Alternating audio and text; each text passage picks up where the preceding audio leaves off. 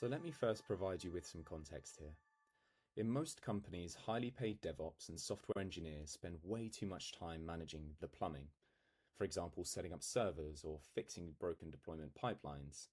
This slows down product delivery and requires hiring expensive specialized DevOps teams just to keep the lights on. The solution here is that Infrastream automates that plumbing. It acts as an automated platform team in a box that connects directly into your cloud environment.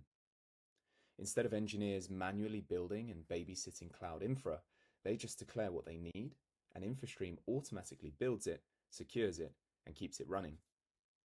It allows your engineers to focus 100% on building the actual product that makes your company money.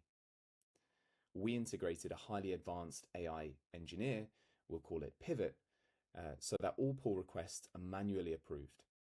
This is where we insert human in the loop to ensure that we don't put our entire trust in the automation workflow and have human intervention where required. In short, the AI knows your business infrastructure inside out and your data is secure and protected. So for example, I asked Pvot what was it that it could do for me, and it gave me 4 answers. Firstly, it can assess your infrastructure and its health. It can declare provisioning and configuration. It's able to assess your codebase and system architecture.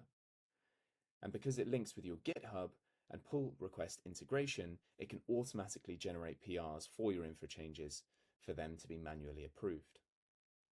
At this stage, I also asked Pvot, what's currently wrong with my infrastructure?